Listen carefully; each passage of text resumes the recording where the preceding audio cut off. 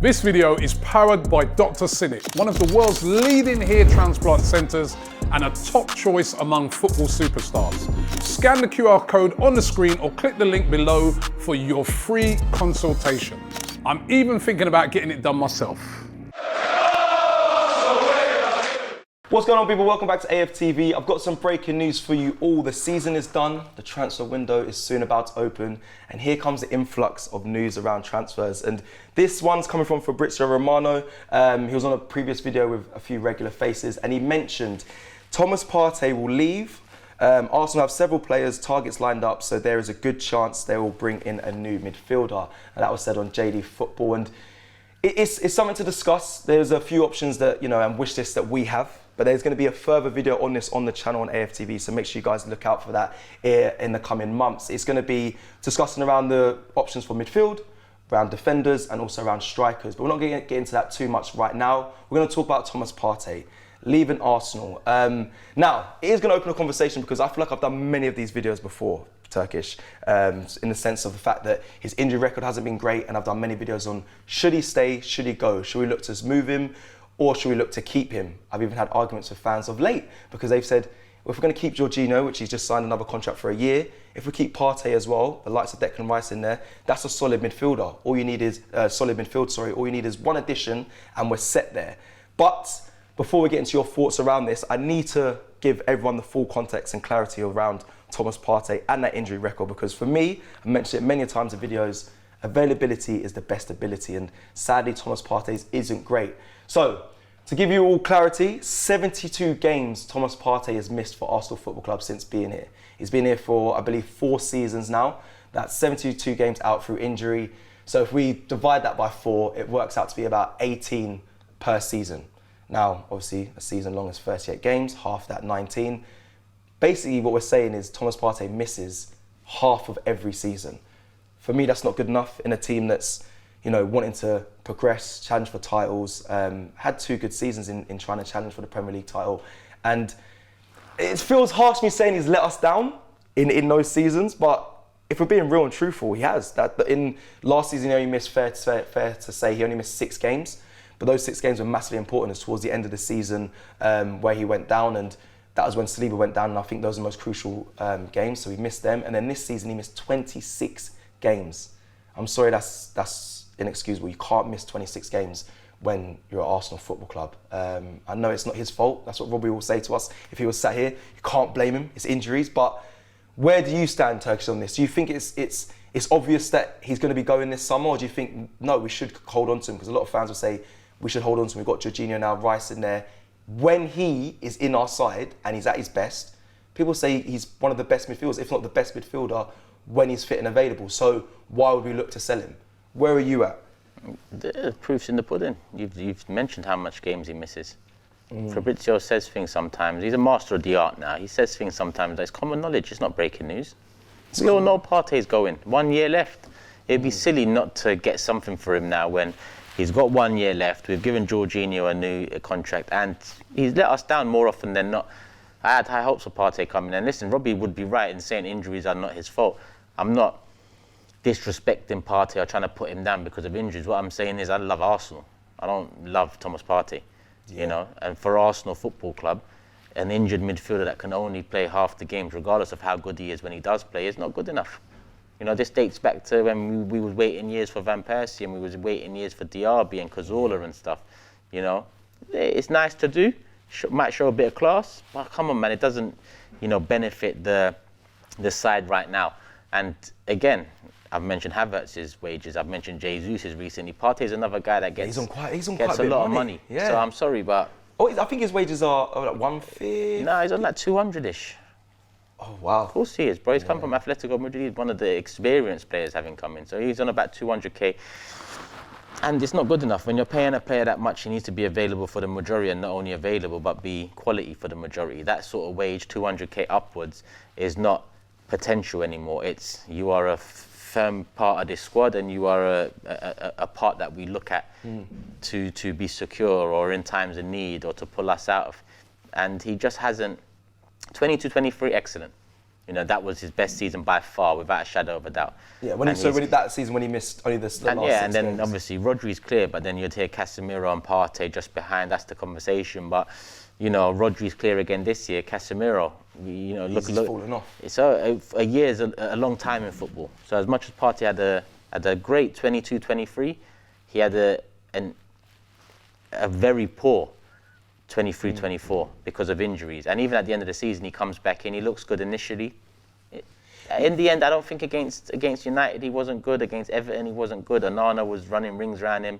But is that fair to say that he's coming back from injury though? That it's Yeah, but he's always coming back from injury, that's my point. So yeah. I like him, he's quality. On his day he probably is the best midfielder in the side, but we don't see many days from him anymore, and the older he gets, the less those days become frequent. You seem so dead certain that it's like, yeah, he's got to go, that's it. But your argument is interesting because you've mentioned some things in that, like, yeah, he can be the best midfielder. You spoke about, you know, that season where it was him, Rodri, Casemiro as well, but he's fallen off.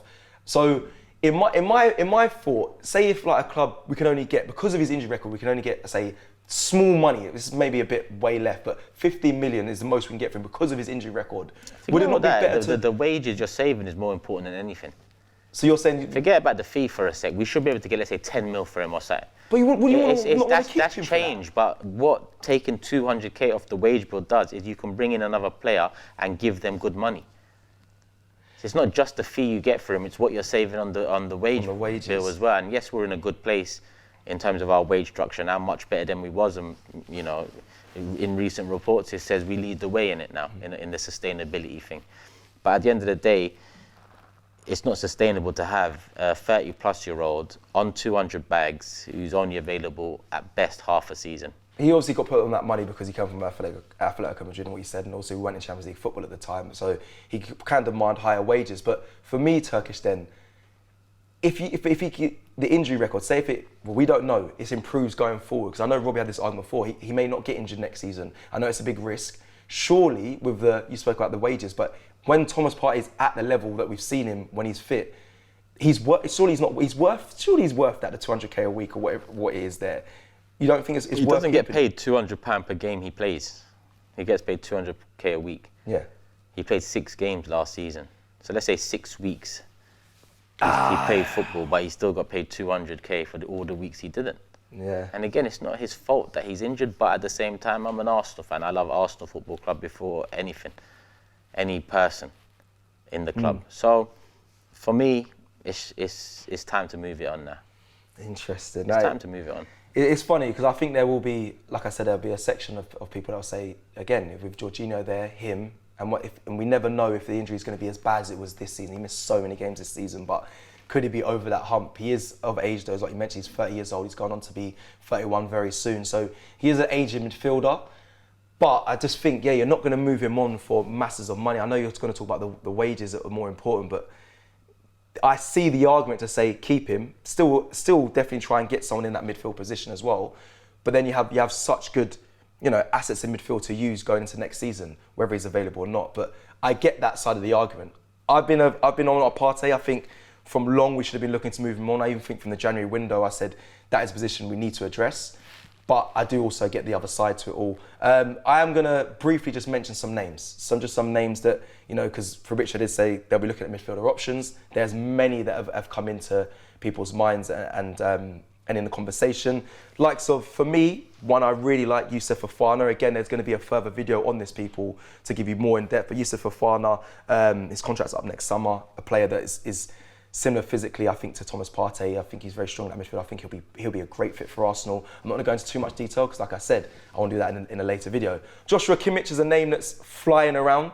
His contract's up this summer. I'd love Kimmich. Frankie de Jong, I know you're a big fan of him and a player that you probably have a case and an argument for him coming to Arsenal. Zubimendi, we've done multiple videos on it. James is a fan of Zubimendi, spoke about him. I think Martin Zubimendi is the one that, at Real Sociedad that is going to be linked massively. Amadou Onana, a player that I really like. Do you know what? I really like him, but I think I majority watch him heavily when he plays against Arsenal. And you mentioned it, he runs rings around Arsenal. He did in the final game. I know we won that game, but he is, for me, and it's hard because I think it is a big leap from going from Everton, who's, had difficulties in seasons, to come straight into Arsenal and be that, you know, that focal point in that midfield, in the defence midfield. But I think he is a great fit, Premier League proven. But I always think he always has a good game against Arsenal. That's why I always watch him and I think, yeah, he's the man there. Tchouaméni is a dream. Wish list his contract ain't up to 2008. I know it's shameless. He's on the thumbnail. Turkish, I got a dream, brother. I got a dream. You should have left this list out of this video. That's what I've done. Man said, Fofana, I like him. Frankie de Jong, I like him. No, Frankie de Jong, that's you. Anana, I like him. No. Kimmich would be a dream. Bro, who don't you like on the list, bro? Okay, who I don't like? Joao Neves, 19 years old, someone who... That's because you don't know nothing about him. I'm much about him, but obviously too young for that position as well. And then obviously people were mentioning players that play more in the 8, the Bruno Gomes and whatnot as well. But again, that is going to be for another video. But Thomas Partey seemed like he's going to leave. You said it was a dead certain. I actually thought there was definitely a conversation to be had that Arsenal may keep him. But what Fabrizio said is he's looking to leave. Again, options will be assessed. But Thomas Partey to go, I want to know, obviously, from everyone in the comments as well, and whether it's right to let him go. You, like you said, Turkey, you think it's right for him to go. But let me know, should we be keeping him or just bolstering that midfield? Because it's an area of the pitch that needs legs, needs a lot of work, needs high intensity to progress the ball forward or get around the pitch to defend. So is it right that we're looking to move him on? And if so, would you keep him if the price tag's low? The price tag's going to be low. You said 10 million. Do you really think what is Thomas Partey going to be worth really in this window? Do you really think it's going to be 10 million? Or I don't think there's no way Arsenal will let him go for 10 million. I think that's actually disrespectful. I know his injury is bad, but 10 million, bro, come on. There's players that you can get a Mohamed El Neni for. No, actually, no, that's pushing a bit more. But you can get like the Reece Nelsons, Eddie Nketiahs, they're the sort of prices you're looking at 10, 20 million. You can't say Partey's going to go for 10 million. Of course you can, bro. He's on 200k. Who's going to pay him 200k now? He's going to have to take a wage cut. It's his business, 10 man. 10 million is so low. I would rather, even me, and I'm the one that's advocating for him to leave. I'm not even saying we could get 15, we could get add-ons. What I'm saying is he's going to go. Doesn't matter. 200k a week off the wage bill when a player doesn't play the majority of games a season is good business. So there's no way in your mind that if Partey stays, you're happy with him staying because there's such low offers coming in. Broski, if Martinelli could only play half the games in a season, if Saka could only play half the games, if Declan Rice, Saliba, I'd be saying the same thing. So, like, I don't understand how there would be fans, going against this. If any player can only play maximum half the games in the season, it's not good enough. Whoever that player is, it's not good enough. Well, Jesus is up there with his injury record at the moment. Fine. Are you saying the same for him? That's fine. For him to go. I've talked about him recently. He's on 200k as well, and he's never there. So you have the same energy for him. All right. Well, at least you're consistent. I have to check. Listen, I have to check because you like Jesus, and I think Partey. Like I said, there'll be a lot of people that like him. So I like Partey. Fair, but this is Arsenal. Yeah, I hear you. I know where you. Okay, fair. All right, fair enough. Well, we'll leave it there then. Thomas Partey to potentially leave it this summer. It's looking like he's going to go. Who would you like to replace him? Make sure to check out all the content coming your way through this summer period. The transfer window will be open as well. Transfer day will be back from June 14th. And we'll be doing plenty of videos. Like we said, the options in more detail, in more depth, with the majority of us on those videos explaining why we want or who is best fit for Arsenal. Let me know in the comments, is it right to let Thomas Partey go? Like the video if you like the video. And we'll see you again for more breaking news. Take care. Peace.